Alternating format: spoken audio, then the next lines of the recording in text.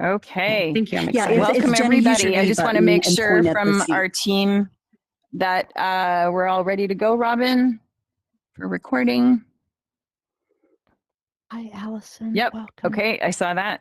Oh, hi. Welcome, everybody. Come on in. And we're a smaller group today. Hopefully we'll gather a few more people in the next couple of minutes. But welcome to XR Women. Today is Wednesday, April 23rd, and this is our 214th event. And I'm happy to introduce and invite, not just yet, Jenny Taylor will be speaking today and sharing her expertise on how Duke Energy is utilizing XR. So before we begin, if we can get everybody muted who's not speaking, I'm hearing a bit of feedback here. Great, thank you. So before we begin, we are recording, so your avatar voice and text messages may be shared publicly. Avatar etiquette, please respect the presenter and the audience by controlling your avatar presence. And that includes when we go through the portal and we go into the other world. Obviously, we land on top of each other. We need to scatter away. That's where we're at with the avatar etiquette. Please mute if you're not speaking, just to make sure we don't have any echoing, and respect our speakers' opinions, which do not necessarily reflect those of XR Women or our leadership, and use your raise hand to ask questions. And do the most important thing and connect with others, collaborate, and help make the future better through for all of us. So first of all, I'd like to say Happy Earth Day. Not just yesterday, but Happy Earth Day every day.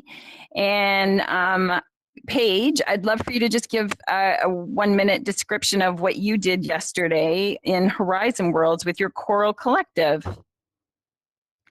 Thank you so much, Julie and XR Women. I want to celebrate and thank all of you for participating and being on Earth. So what happened yesterday was an Earth Day ocean hop.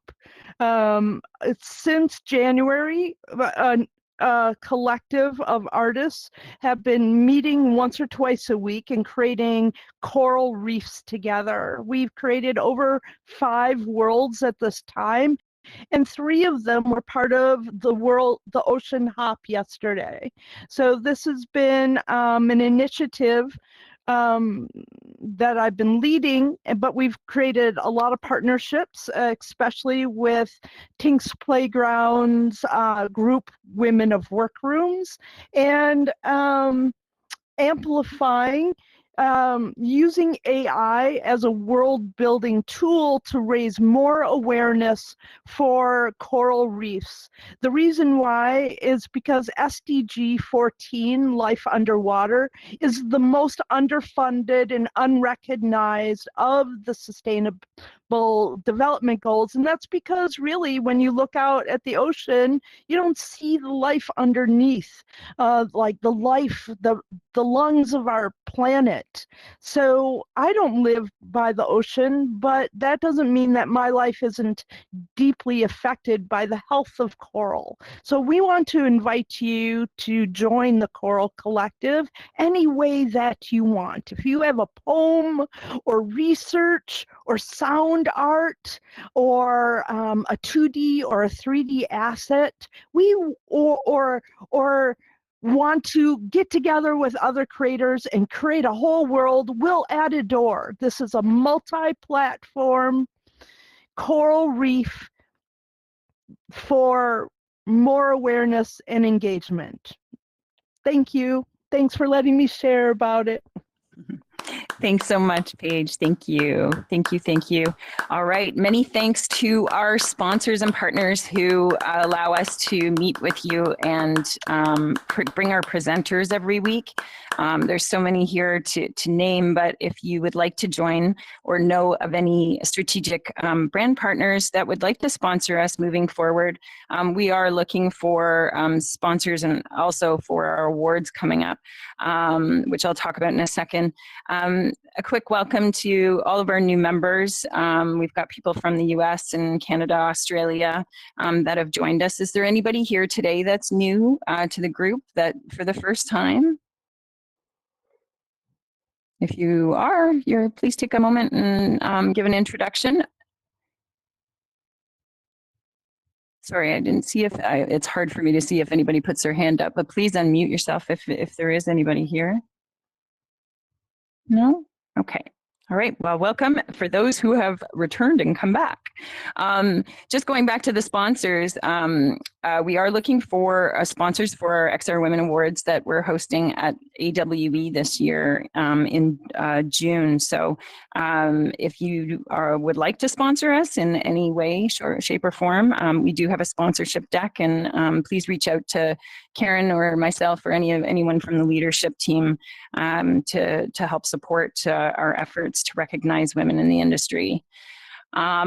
Here's my motivation word. I kind of shuffled a few things around and I put this up front. This was something that spoke to me this morning, and it really is on taking the path of curiosity and collaboration. I think right now there's a lot of people, there's a lot going on. Let's just call it that out, right? Right across the board, everything from every perspective of life. And I think when it comes down to technology, AI is really becoming rampant in conversations and applications and process and conversations on how to use the ethics and all those things around them. And, you know, the teachers are really feeling the brunt of new curriculum, new content, new ways of teaching that you know, they really do need a hand, and they do need support. And you know, as a teacher saying that I don't know, you know, let's work on this problem together, or just anybody in teams. Nobody really knows the answer. So we really need to pull together and set a sense of collaboration in our conversations so that we can get to those answers and solve things quicker, whether it's innovation, we change a process, or set a new one. So that's kind of my motivation there, and the continuous learning. Once again, we do have all of our past events recorded, including the one last week, which we had the State of Education in the USA, is all in our YouTube channel. So that's your way to continue learning, even when you pull up something from 6 months ago, a year ago. All that technology is still applicable, and so is the knowledge behind the women who spoke and presented to us. One thing that we're going to be launching to continue this learning is I started a channel today, AI_collaboration. Anybody can join it in our Slack channel. And I need this channel to start to for my own learning, because I'd like to create this in our community, to start feeding into this channel, you know, what we're learning about AI and how we're applying this into immersive worlds. I've been in this industry for a long time. I see the convergence of how AI will come into the experience of an immersive world in 3D design, you know, the reason why we're all here. And as we converge with all of these technologies and integrate, things will get more complicated. But we are the community that can understand how to apply this and how to build. So I'd like to extend an invitation to you to jump in there, to share what you see on a daily basis. Obviously, when we do these events on a Wednesday, there's not nearly enough time to dive into ethics and you know, different tools that are out there and their applications. So there may be more from this, and you know, even an extended event that, you know, I'm thinking about running too, but we need to have a bit more attention in AI and how it'll apply to the immersive space. And there's lots of conversation there. So please join that channel, and then we'll keep updating it. This coming Saturday, Karen Alexander right now is in Toronto, Canada, and had a great time with her last night, and some other people who are getting together at a conference to discuss data insights and with immersive experiences. But this coming Saturday at the Chelsea Hotel in Toronto, we're going to have a meetup there. So anybody that you know in Toronto that wants to come and meet up with Karen and myself, I think Trish is going to be there. Please come and join us, and we'll have some collaboration. Save the date. We've got 2 events coming up with our one of our student chapters, SCAD. May 2nd, they're doing a Shapes XR workshop in Zoom, and on May 16th, there's a networking with SCAD student chapter and Engage. So save those dates and please join and support this next generation who's interested in this technology just as much as we are. June 4th in Chicago, XR Women will be at the VR AR the Next Revolution community partner event, and there's going to be demonstrations and talks and exhibitor booths. I think Paige might be making the trip there too. So anybody that is in Chicago, please save that date. And then we are going to Augmented World Expo. That's June. The week of June 10, 11, 12. June 11, 4 to 5 p.m. is our XR Women Awards, which is our 5th annual awards. We created quite a presence last year, and we plan to do it again. So if you're going to AWE, hope to see you there. Upcoming events, we've got Sarah Hill next Wednesday, and this one you can join in frame. We're going to stream it through live stream into YouTube, and then feed that into frame so you can watch on either. And she's going to be talking about the future of media as medicine. So that's going to be really interesting. The week after, May 7th, we are going to have a networking session, and I think we're going to be going back to the networking salon that Karen created, and Margie Purple there at the entrance, and we'll have a day of networking, and hope to see you there. The week after that, we've got Shweta Agarwal. She's going to be talking about augmented reality meets IoT, solving tech integration challenges. So we've got quite a lineup, and some great programming. Thanks to our leadership team for putting all of these great speakers together to keep our learning going. And now for the main event, I'd like to pass it over to Karen to do an introduction of Jenny Taylor and how Duke Energy is utilizing XR. And I believe we are going through a portal to another world. Is that right, Karen? That is right. In just a moment, I'm going to take us over to the space station. As Julie mentioned, I am in Toronto. I live in Pittsburgh, but I'm here for the Questioning Realities Conference taking place at the Data Sciences Institute at the University of Toronto. And I'm in a spare office running my headset off the mobile hotspot on my phone because I couldn't get it onto the Wi-Fi. So just saying that as a caveat, if something goes wrong, I think we've got some backups in place for everybody else to take over. So, but to make sure I get through this introduction of Jenny, I'm gonna introduce her now before we make the jump over to the space station where she will be giving her presentation. So Jenny has 17 years of industry experience, almost a decade with Duke Energy, and she's a James B. Duke Award holder. She currently supports the digital transformation initiatives for both internal and external customers, which I find very interesting and look forward to hearing her talk about that. And in this role, she's led teams building products for the electric vehicle and renewable energy sectors in both regulated and non-regulated markets. So she's leading the XR lab and virtual crew on both these internal and external initiatives to build successful, life-changing, immersive training, qualification, and mixed reality experiences. Jenny previously was a senior strategy and planning manager for customer services organization and a project development ideator at Duke Energy, where she developed ideas for new products and services for commercial, industrial, and residential markets. One of her prize projects was the creation and build of the first utility mobile gaming apps launched in an agile methodology in less than a year from cradle to delivery called Kilowatt Crush. Don't you love it? She worked on numerous proposals and business development projects, including a NASA proposal for the Mars rover, the Chalk River project in Canada, and various projects with the Oak Ridge National Lab, Idaho National Lab, Sandia National Lab, and the Yucca Mountain Project. All of Jenny's various industry roles built the skills and experience that she is now using in her current role at the Duke Energy Innovation Lab, which is at Optimist Hall in Charlotte, North Carolina. Okay, so now I am going to take us over to the space station.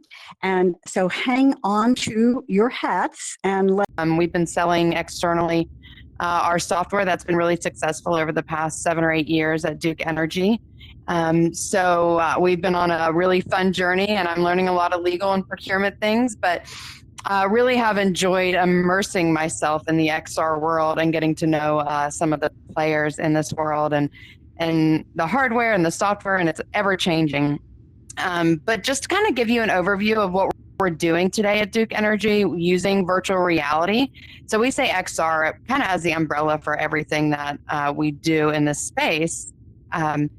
But we actually do a lot more than just XR. I mean, just VR. We also do augmented reality, mixed reality, all kinds of stuff. But this video is going to show you a little bit about how Duke Energy is utilizing virtual reality. So if you want to play the first video.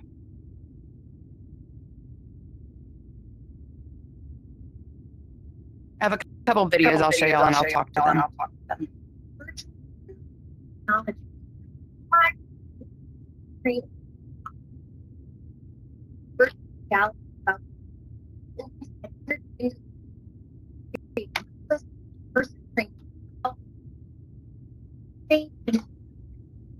In a state of current meter natural gas outside gas investigation right away.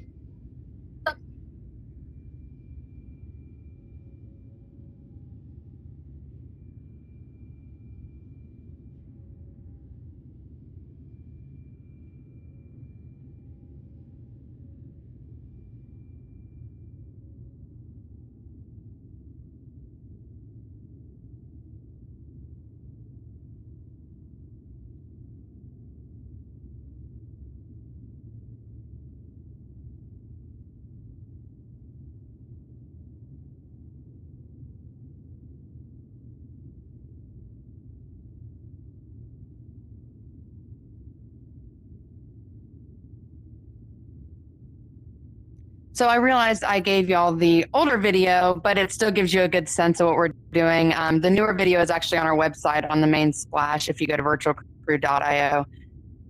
Oops. There we go. So that can give you a little bit more of an idea of what we're doing. We're actually not only in the generation space with nuclear and natural gas business unit, we're also in the field and metering and transmission, electrical operators on transmission.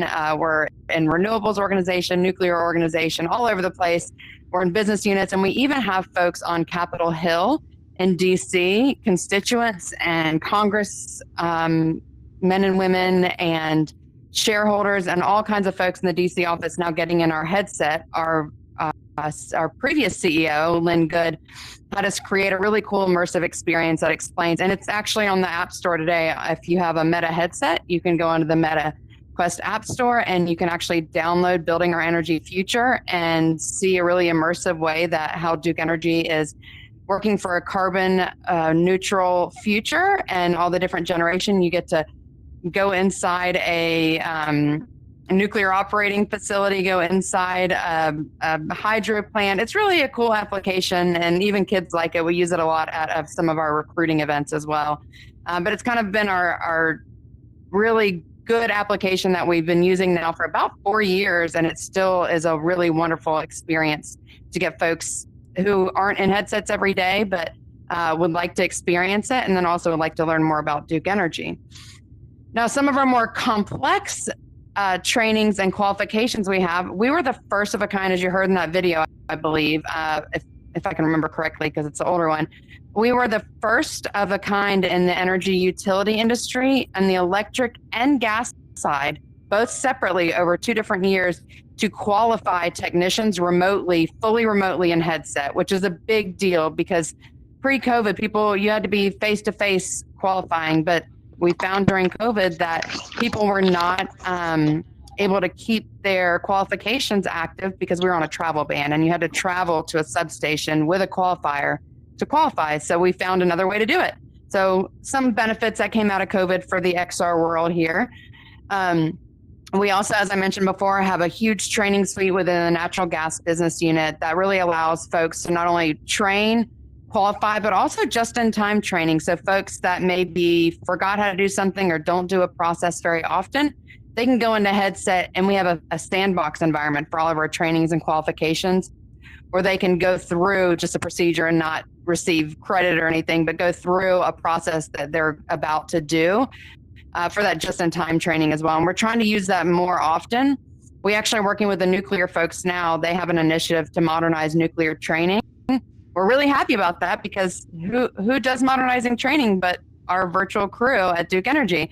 So we're working with them to hopefully create a mixed reality environment, now using the really great pass-throughs that the Q3s have, using hand controls and being able to be in the plant learning about a piece of equipment in front of us. So we're going to be going on a turbine deck, and we're going to be looking at pieces of equipment, and it's going to have a parts expander. I used to say exploder, but you don't like to say that in nuclear. So we have a parts expander where you can click on things and pull up procedures and pull up processes, pull up what does this valve do. So we're some really cool mixed processes as well, mixed reality processes. If you want, you can play the next video, which kind of goes into one of our trainings and qualifications a little bit more detailed. I believe is the next one.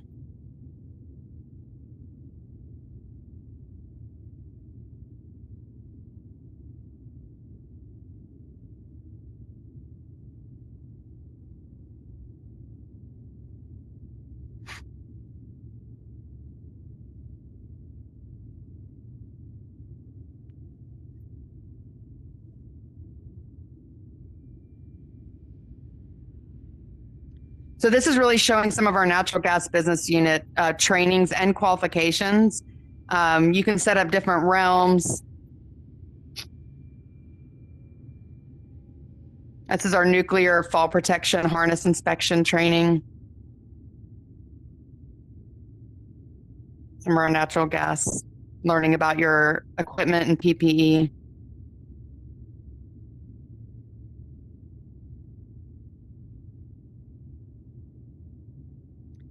This is our electrical operator qualifications with battery impedance.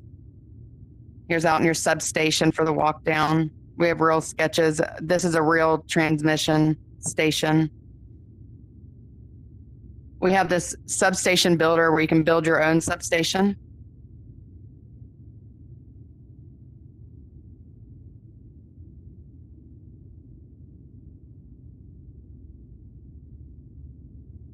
So that kind of gives you a better dive into some of our different trainings and qualifications. As you can see, the art is really top of the line. We don't use art asset packs, I'd say 90% of the time. Sometimes if we need like little tools here and there, but we have artists on our team. We have a team, it was about 10 people. We're down to about 5 right now with active projects.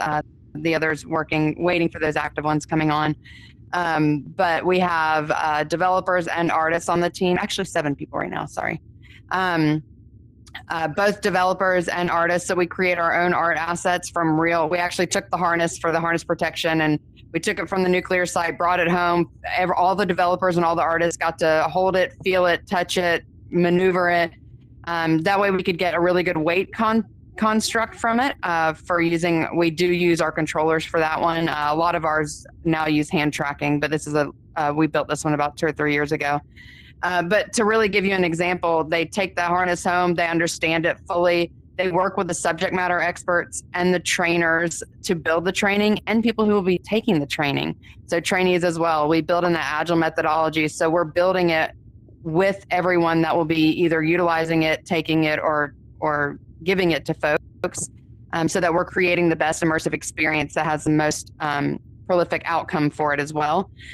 We also have, for the artists, we take that art asset, they are able to 3D model it and render it to be able to add physics to, so that we can manipulate all of our art that we have. So a lot of the stuff you saw in that video, you can manipulate it. You can open boxes, you can flip breakers, you can use tools to test things, because again, our artists built it in-house. So it's very maneuverable with a lot of physics attached to a lot of these scenarios.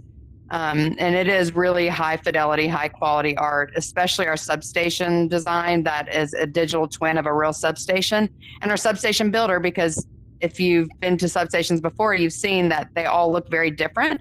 And so every substation will have the same modules or the same components to it, but they're all going to look a little bit different. So we allow trainers to build their own, like a Sim City, build their own substation that someone will be working on using the we have, what are they called?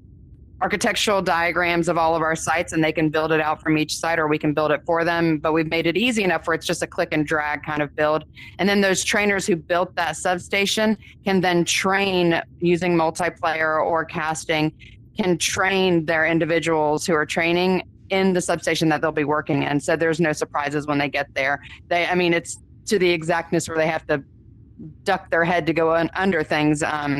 In real life, it would be the same in virtual reality. So we really capture that digital twin and using multiplayer, or we call it multi-user. We don't like to use the word player at work, but it's really a great immersive experience that we have found that people really do enjoy. We don't make it mandatory for these trainings and qualifications. They're all optional, but we found that 9 times out of 10 people would prefer to train and qualify on a headset than they would traditional flying out to the substation or taking a week off of work to go train somewhere. So we are seeing an uptick in usage for these sort of things. If you want to play the next video, I'm looking at my time.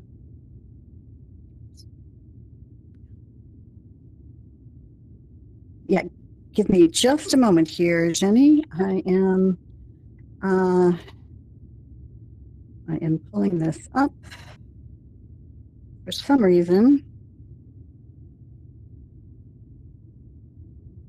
I'm not the videos are not showing up for me here now, and I don't know why. I can talk without the video. Okay, yeah, I'll pull it up if I find it here. But they were there. No worries if not. Now I'm not seeing them. Thank you. I was just going to show. I think the next one was mixed reality, showing process for mixed reality for peanut butter and jelly sandwich. So I'll talk to it while she's looking. If we can't find it, I can share the link with you all privately. This is not something we're publicizing externally, so that you're getting to see it for the first time outside of Duke Energy. We did a little prototype or a proof of concept to see what the new mixed reality process might look like. We're getting a lot of users, or a lot of our customers internal to Duke are really sad about the HoloLens experience that they've had recently, and they want a HoloLens-like experience. And a lot of them are jaded because of everything they went through with HoloLens and the bad press with Metaverse. I see some heads shaking because everyone can feel this pain. If I say HoloLens or Metaverse, I know we all tend to shrivel up because it's really been hard on our industry as a whole right now and the press that we're getting. But we're trying to help those transition. We don't want people to say no XR because we had bad experiences. We're trying to make their experience better. So what we've done is we created a quick proof of concept to show what mixed reality can do with a simple process that everyone can relate to, making a peanut butter and jelly sandwich. Please do not go use this somewhere else. Please do not steal anything we've done. This is really a really cool project we just did with a 2-week sprint. So we did it really quickly. It's very dirty, but it really shows the capabilities that, number one, hand tracking now has available. Number two, the mixed reality space and showing processes as you complete tasks. We really wanted to show it to all different business units to really show the capabilities that they might not understand could be used for them today. And if we're not able to pull it up, it's okay. I can share it later. But it basically runs through someone's in a kitchen and you can see the pass through, and you're making this virtual peanut butter and jelly sandwich, but you're making it with a real sandwich and real materials in real life. So it's teaching you how to do things in real life with that mixed reality capability. And hand tracking was a big one for that because we keep telling people, our business users, that we have it and we have availability to create new customized experiences with it. But until people see it in action, it's really hard for them to understand. While she's pulling that up too, we have one other last video that I'll talk to as well. Again, I mentioned that we are working with the Nuclear Organization for Modernizing Nuclear Trainings. And so we created a mixed reality, instead of creating a process, showing how to teach someone about a component in real life. So you can be standing in front of the component. What we have is a mixed reality space where we're actually in the living room, and it brings up a small modular reactor, and you can maneuver it, you can turn it, you can twist it, you can open it up, and you can learn about all the different components inside. We have attached a Gen AI, where this is an external to Duke because it was a proof of concept, but when we are ready to run with the real one, we have a generative AI that we built in-house to Duke Energy. We have a huge team of data scientists and developers that developed that for Duke Energy by Duke Energy, so that people aren't tempted to use AI in their workplace. That's not approved by Duke Energy. So we really worked hard to get that project launched, and within 6 months, we have a fully operational Gen AI. So then you can click on different components, pull up the AI, and ask it questions. What does this fuel rod do, or how often does it need to be refueled? So not only do we have that Gen AI technology in there, we have the parts expander that moves everything.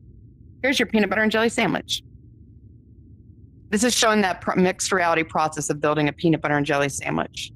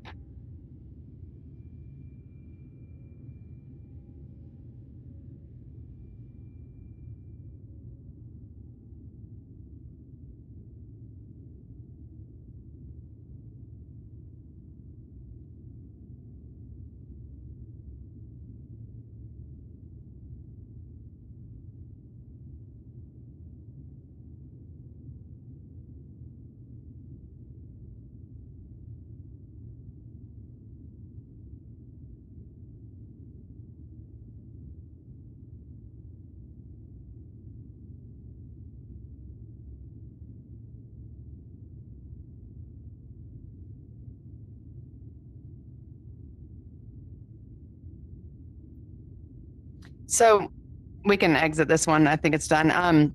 The really cool thing about this was the ability to show our business units really what we have the capabilities to build. And so this helps their imagination go wild and helping plan for future things we want to create. Okay. And then the last one is that small modular reactor. And then I will leave it open for some questions if we're able to pull that one up. It's shorter as well. Sure. We should be able to just give me just a moment there. And meanwhile, maybe start, if anybody has a question to ask, to let you be thinking about that while I'm pulling this up. And thanks again for the time. This has been great. I love talking about this stuff. Oh, yeah. And it's wonderful that you have an audience of people who understand what you're talking about. Yeah, I didn't have to slow it down any. I can talk about physics and art and all that. Yeah. Any questions? Oh, yeah. I see 2 questions. I can't read who the names are, though, but the one in the front, if you want to go first. I think that's Laura. Is that Laura Kasumoto? I can't tell who's in the front. All right. Sorry. I can't tell the names. That's okay. I have a couple questions, but I'll start with the research that you cited about the speed of training, and on your website it has some other statistics. Some of those look like the famous statistics from the PwC study. I recognize those. Yes, I'm so glad you said that. Yes, I want our industry to do more studies that we can publish, over time. And so that was my question. Is I saw you had some other kind of ROI statistics on the website. do. I'm just wondering what you're doing in the area of research, and will you be publishing anything that the rest of the world can quote? That's a great idea. We have not thought about publishing it, but it's so funny that you mentioned. So the slide deck that I usually present, she wanted me to present in this virtual world. So I thought videos would be better than a slide deck. But the slide deck that I usually present actually talks about, we read this PwC study that was in 2020 that had these stats that we just didn't believe. So we wanted to do it ourselves. And so we actually have all the numbers. It was based on about 96 participants, I think, from the natural gas business unit using one of our trainings, one of our easier trainings, though. I believe it was using our, I can't remember the name of it, our ground monitoring where you go on the ATV. But either way, we did find that we were almost dollar for dollar for those statistics, and we were shocked because we really thought, and of the people in our study that we did the study in about 2021 or 2022, we found that 96% of the people that were going in headset, it was their first time ever hearing about a VR headset, let alone getting in one, 96% of those. And of those, 78% said they would recommend this training to a peer. And so recommending a training is really hard to say. I'm not like, hey, y'all go take that defensive driving course on my learning. You know, it's something that they said, they got out of headset and said, I would definitely tell my coworker to go do this. And so that is a really positive feedback for us, because a lot of these folks are not tech savvy. Our hard hat, steel toe boot, flip phones. They are just not in that tech savvy world. And they look at these headsets like I'm about to put an alien thing that's going to take their brains out on them. And by the time they're out of the experience, they really do enjoy it. So that all of our metrics are actually from studies we've done at Duke Energy. And we have not thought about publishing, but I would consider that. We did something with Meta, a business case a while back, or a business study or something like that, where they published that, but I've not been able to find it online anymore. So I don't know if they took it down, and I don't have a PDF of it. I'm so upset I didn't save a PDF of it.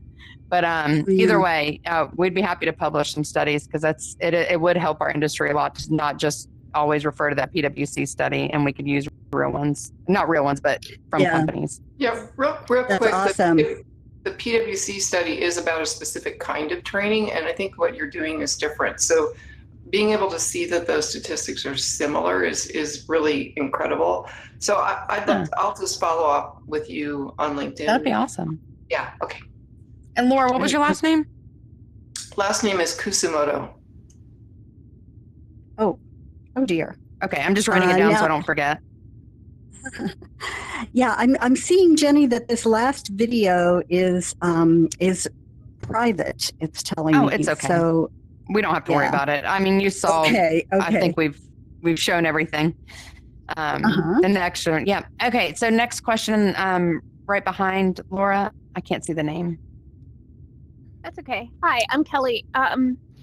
I wanted to ask about your opinion of developing AR glasses and VR headsets, and how are you looking forward to integrating AR glasses and their training into Duke Energy's employee training pipeline, because that's going to be another technology, that's coming in with like X-Real and N-Real glasses. Right now, they're just like window positioning, but in the future, I can easily see some of these things taking on, your company distributing training glasses to each employee, so that they've got like a quick method of looking up information, something like that. I just wanted to hear your thoughts on that. Yeah, I would absolutely love that, because we get asked for that all the time, especially from our nuclear group. They don't like the big, bulky headsets, and they'd prefer glasses, which is why they went with the HoloLens originally and wasted a bunch of money, unfortunately. But yeah, I mean, I don't think they're there yet technology-wise in regards to, like some of the other glasses that I've seen out there for price point and being able to distribute corporately.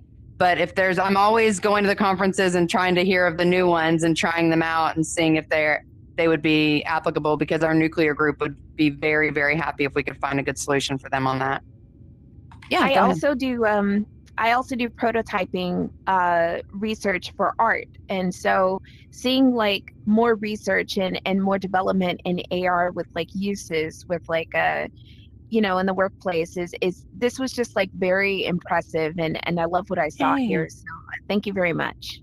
Awesome. We didn't even show our AR app that our customer delivery folks use, where they use a tablet to go out to customers' locations to place equipment, and then they sign off on it right there, and it goes to the work order, and it helps not do rework. So you're seeing their real environment with the customer, and you're both approving this work order, because we were having people say, I didn't say to put it there, or you did it wrong, or well, we have a picture right here from the AR app and it's on the work order, so there's no discrepancy there. So yeah, we do use AR today. We're looking at using it in warehouses as well, but we're just not there yet. But yeah, that's the future, and I totally agree with you. All right, I see a hand over here in the black. Yeah. Hi. I'm Natasha. I guess I have a similar role to you, but I wanted to understand a little bit more about the structure. So you mentioned that you have internal and external customers. So I have kind of two questions. Did you originally start like designing for your internal customer as an internal training tool for your business, but then you saw how it could benefit other businesses in the same industry, so that's who your external customer is? That was question one. And question two was just about with external customers, and you mentioned many people who were the first time using VR. Are they remotely working it out themselves, or do you have people there on the ground helping them get into VR? Great question. So the first one, internal versus external, that's kind of a long journey to explain, but I will just start with saying we did internal to Duke Energy for about 7 or 8 years. It was very successful, and we kind of depleted the internal market, but they found that it would be useful for other utilities. So about 3 years ago, we went to the commission and we asked, because we are a commission regulated utility, so we have to ask for permission before we do anything with external markets. So we asked if we could create a non-regulated arm of this organization to report under Duke Energy One, which is our non-regulated area. So regulated means, you know, ratepayer, you pay your energy bill, we give you electricity. Non-regulated means anyone in the world.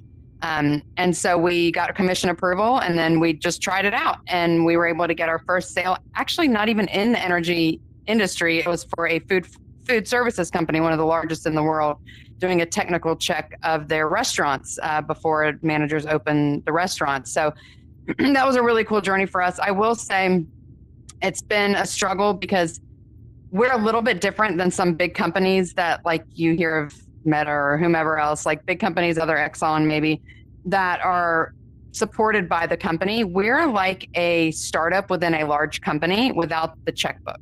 So we only get paid for our individual. That's why our team kind of waves sometimes depending on the work we have brought in.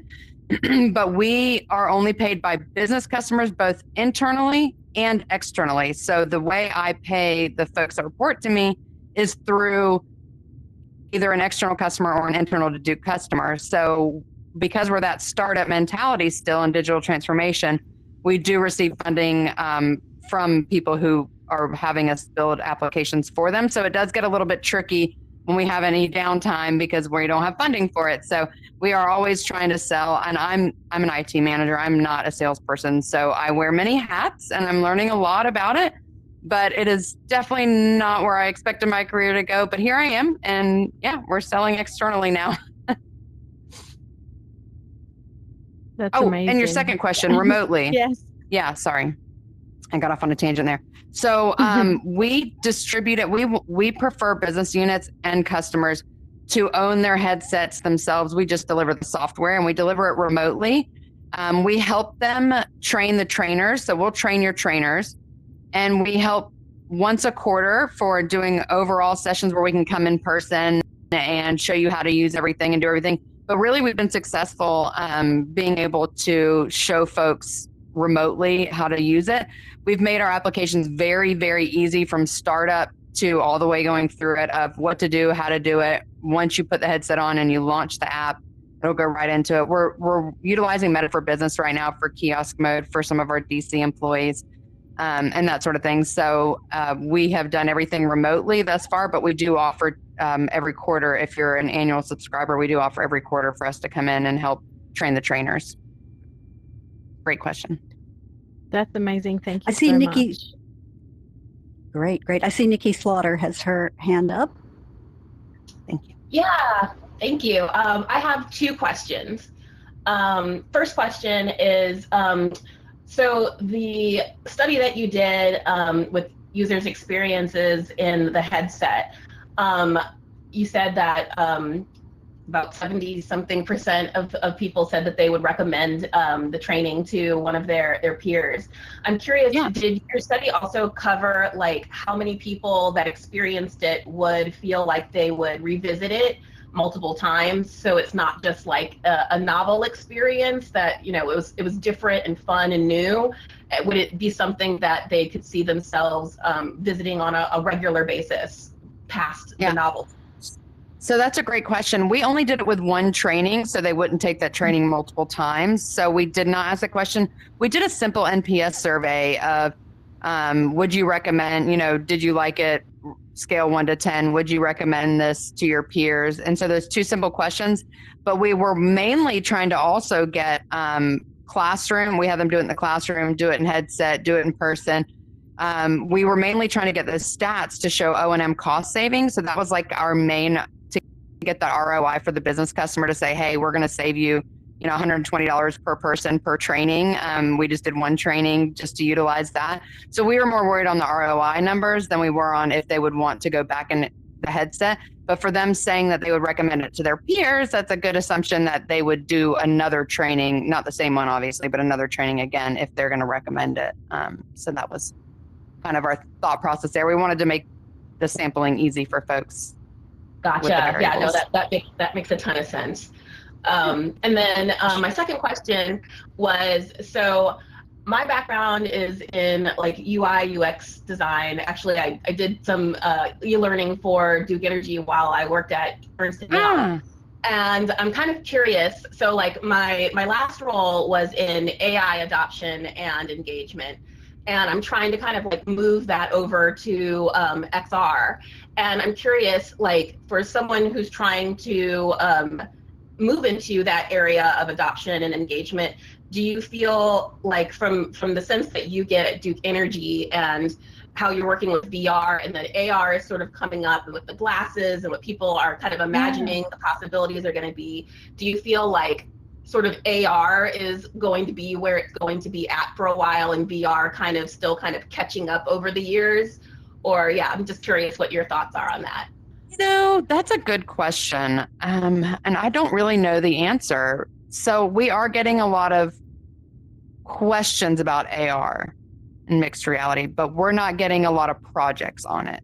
So I do see it, people questioning it to see if it's viable, but I don't see people paying for it at the moment or seeing the right use cases to support it. But I really do think that's why we did that mixed reality PB&J, and we did the small modular reactor with the AI integrated into it for the components and everything. So I do see, I just don't think people know their potential in XR right now. So we're helping educate those. And so I still think we're at the education phase more than we are in the implementation phase of it. Gotcha. Okay. Because the biggest question I get is, what is XR? And we just take it for granted that it's simple for us to hear and know. But we're trying to educate the broader public about our technologies that a lot of people, I'd say 90% of the people I run into don't know a lot about. So it's like a foreign language. So we need to make it easy, accessible, and understandable. Gotcha. Yeah, the peanut butter and jelly example actually kind of like, I was like, oh, wow, the implications for like occupational therapy, those kind of things, like it's just wild. True. So thanks for answering my questions. Yeah, that was great. Yeah. And I think we're out of time. We are just about out of time, Jenny, and I am personally going to have to leave. If you're able to stay for a few minutes longer and take a couple more questions, I'll let one of my colleagues take over. I'm going to have to leave myself. I wanted to say though, I recently was working with a client in which we put about 130 people into VR headsets, most of which had never tried it before. And we were told in advance that a particular segment of these people, oh, they don't even know how to use a mouse. They won't be able to do this. But in fact, that was the largest group of people who ended up trying it. And the overall response was overwhelmingly positive. You know, everybody liked it, and they were able to do something. So, you know, we were seeing similar results, and it wasn't a formal study. This is more anecdotal evidence, but yeah, I think we all know this stuff is effective. It works, and once people try it out, the light bulbs start coming on, and they understand the possibilities for it. So it's really exciting to hear about what you're doing, and I'm grateful to you for speaking with us today about your work. And on that, I'm going to go. Yeah. I hope we'll see you at some of our events again in the future. And I think you said you might be coming to AWE, so we hope to see you Maybe. there. Yeah. All right. Well, I'm gonna slip around the corner and disappear, and you all can carry on for as long as you can. But thanks so much, Jenny. Bye. Thanks, Karen. Thanks for having me. Bye. Have fun. Does anybody have any other questions for Jenny?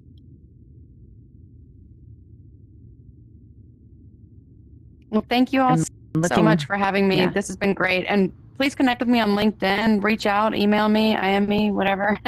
I'd love to chat more about what we're doing. Thanks, everyone. Great. Thank you so much, Jenny. Oh, I've got Thanks, some of Jenny. these assets are in Thank the wrong spot you. here. Oh, Thanks so dear. much, everybody. Have a great day. Bye. Thanks, Jenny. Bye.